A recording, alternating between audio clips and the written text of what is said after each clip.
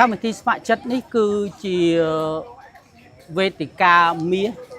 ដើម្បីផ្ដល់ឱកាសឲ្យនឹងកែច្នៃយុវជនបាទឲ្យคล้ายទៅជាធនធានឲ្យคล้ายជាមូលធនរបស់ជាតិផ្ដល់ឱកាសឲ្យគាត់បំពន់ចំណេះជំនាញហើយរួមចំណែកអភិវឌ្ឍសហគមន៍ហើយនឹងប្រទេសជាតិរបស់គាត់ជាដំបូងសូមជម្រាបសួរលោកសំភ័សលោកសំភ័សថ្ងៃនេះបានចូលរួមព្រឹត្តិការណ៍វាបណ្ដោះបណ្ដាលថ្នាក់ជាតិដែលនៅក្នុងកម្មវិធីការស្ម័គ្រចិត្តដើម្បីសហគមន៍ឆ្នាំ2026អញ្ចឹងសង្សួរពីចំណាប់អារម្មណ៍លោកសំភ័សតើមានចំណាប់អារម្មណ៍មិនដែរក្នុងការចូលរួមព្រឹត្តិការណ៍មួយនេះបាទអរគុណបាទសម្រាប់ខ្ញុំពិតជារីករាយហើយនឹងមានក្តីសោមនស្សមែនទែនដែលបានរួមចំណែកជាមួយក្រសួងអប់រំយុវជននិងកីឡាជាពិសេសកម្មវិធីយុវជនស្ម័គ្រចិត្តដើម្បីសហគមន៍ខ្ញុំហើយយើងមើលឃើញយុវជនយើងទន្ទឹមនឹងមាន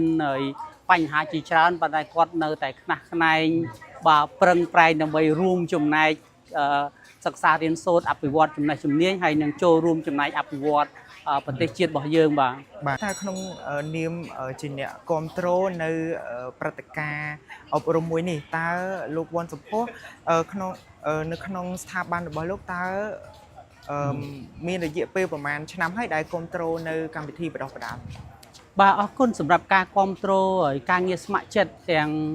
យុវជននៅប្រទេសកម្ពុជាយើងដាក់ជាបេសកកម្មនៅការងារយើងជាង20ឆ្នាំរួចមកហើយដើម្បីគ្រប់គ្រងទៅឲ្យយុវជនមានឱកាសរៀនសូត្រកសាងសមត្ថភាពហើយរួមចំណែកស្ម័គ្រចិត្តអភិវឌ្ឍសង្គមជាតិហើយសម្រាប់កម្មវិធីបណ្ដោះបណ្ដាលយើងនៅតែបន្តជាច្រើនឆ្នាំមកហើយនឹងបន្តទៅមុខទៀតដើម្បីបណ្ដោះបណ្ដាលសិស្សានុសិស្សហើយនឹងយុវជនរបស់យើងបាទរយៈពេលជាច្រើនឆ្នាំហើយដែលលោកបានចូលរួមនៅក្នុងការគ្រប់គ្រងកម្មវិធីស្ម័គ្រចិត្តនេះតើលោកយល់ឃើញយ៉ាងម៉េចដែរចំពោះកម្មវិធីស្ម័គ្រចិត្តកម្មវិធីស្ម័គ្រចិត្តនេះគឺជាវេទិកាមាសដើម្បីផ្ដល់ឱកាសឲ្យនឹងកែច្នៃយុវជនបាទឲ្យคล้ายទៅជាធនធានឲ្យคล้ายជាមូលធនរបស់ជាតិផ្ដល់ឱកាសឲ្យគាត់បំពន់ចំណេះជំនាញហើយរួមចំណែកអភិវឌ្ឍ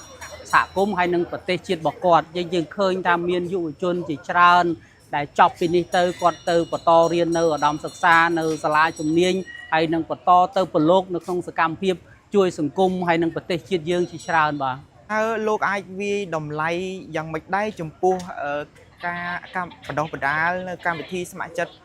ដើម្បីសហគមន៍នេះតើកម្មវិធីនេះអាចនឹងជួយអភិវឌ្ឍយុវជនក៏ដូចជាសង្គមបែបណាខ្លះសម្រាប់ខ្ញុំកម្មវិធីនេះគឺជាកម្មវិធីគំរូមួយដែលបណ្ដោះឲ្យយុវជនជំនាន់ក្រោយរបស់យើងចាប់ផ្ដើមធ្វើសកម្មភាពនៅក្នុងមូលដ្ឋាននៅក្នុងសហគមន៍របស់គាត់យើងមានវប្បធម៌នៃការស្ម័គ្រចិត្តជួយគ្នារាប់សតវត្សនៃការ